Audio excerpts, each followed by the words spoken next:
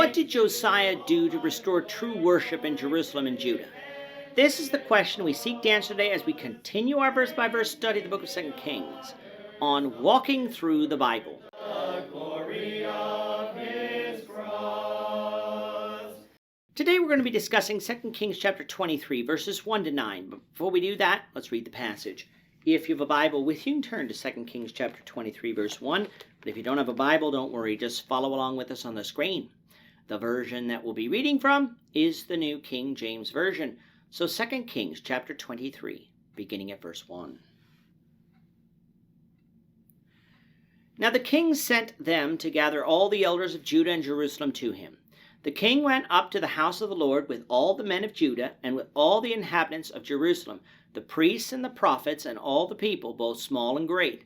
And he read in their hearing all the words of the book of the covenant, which had been found in the house of the Lord.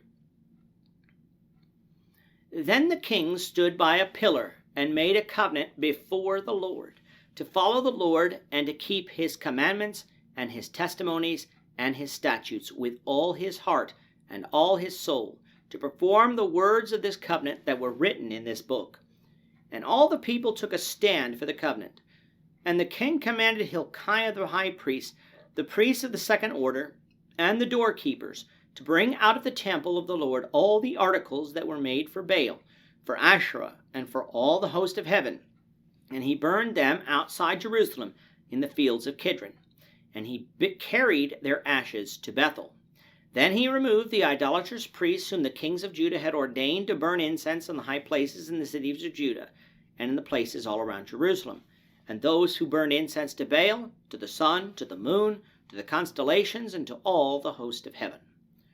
And he brought out the wooden image from the house of the Lord to the brook Kidron outside Jerusalem, burned it at the brook Kidron, and ground it to ashes, and threw its ashes on the graves of the common people. Then he tore down the ritual booths of the perverted persons that were in the house of the Lord, where the women wove hangings for the wooden image. And he brought all the priests from the cities of Judah, and defiled the high places where the priests had burned incense, from Geba to Beersheba. Also he broke down the high places at the gates, which were at the entrance of the gate of Joshua, the governor of the city, which were to the left of the city gate. Nevertheless, the priests at the high places did not come up to the altar of the Lord in Jerusalem, but they ate unleavened bread among their brethren.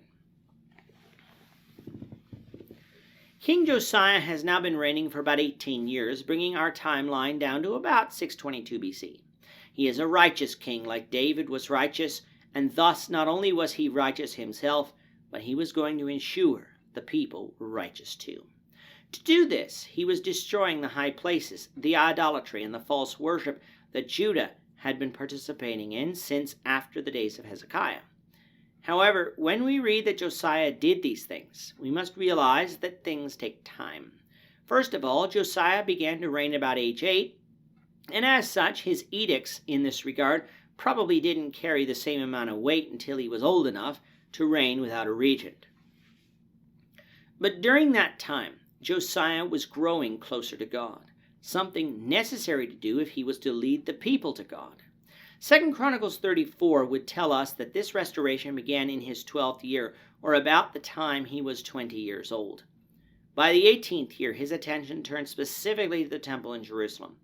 His grandfather Manasseh had severely damaged and desecrated the temple, not only by erecting idols in it and setting up false altars to offer sacrifices to these idols, but by seemingly damaging the buildings. This needed to be fixed, and in the process of doing so, Hilkiah the high priest came across the book of the law, something that seemingly had been lost since the days of Hezekiah. This book was read in front of Josiah, who rent his clothes, realizing that Judah had not been keeping all the commandments in it. And with that failure, the law contained promises of God's judgment. Josiah inquired of the prophetess Huldah, who confirmed that God would bring about this judgment on Judah for her sins. But because Josiah was righteous, he wouldn't bring this judgment on Judah until after Josiah had died. All of this brings us down to chapter 23. An evil king, or one that didn't love the Lord fully, might feel saddened over God's impending judgment and simply throw up his hands in disgust and say, well, what's the point of reforming if God's going to destroy us anyway? But that is exactly the wrong attitude to have. For if God's going to bring judgment, it will be upon the wicked. The righteous, though they may die physically, would not suffer any loss spiritually, but be able to have the eternal life that is promised by God. So Josiah made the correct response in calling all of the elders of Judah and Jerusalem together to him at the temple. There the book of the law was read in their presence, so that they would know what God had commanded of them and how they were not doing it. As we said before, when we have studied past Old Testament books, the book of the covenant or the book of the law contained all the first 5 books of what we call the Old Testament. Reading this in its entirety to them would have taken time, but when something is important, we take the time to do it. To many, social activities are important, and so we see nothing wrong with traveling back and forth to them and participating in them or watching them, even if it takes hours. And yet if the preacher preaches 5 minutes past time, we either complain to him or rush out without talking to anyone with something else more important to do. How sad. Keeping the law of God was so important to Josiah and to the people present, and so they gave up their time to have it read. And after it was read, the people determined that they wouldn't simply hear the law of God, they would do it. And so not only would the temple be fixed up, but the articles that were made for Baal and Asherah would be taken out and burned in the fields of Kidron, according to the word of the Lord, found in Deuteronomy 7 verse 25. They even carried their ashes to Bethel outside Judah's borders, a symbol that they wouldn't be defiled even with the ashes. He did the same to the groves and high places, following the commands of Deuteronomy 12 verse 3. He removed the idolatrous priests whom the kings of Judah had ordained to burn incense on these high places to Baal and to the host of heaven. These weren't Levitical priests, but other types of priests whom the kings ordained, those kings being Manasseh and Ammon. He brought the wooden image of Asherah that Manasseh had set up in the house of the Lord in 2 Kings 21 verse 7 and burned it in the brook Kidron. He got rid of the temple prostitutes that often accompany idolatrous practices.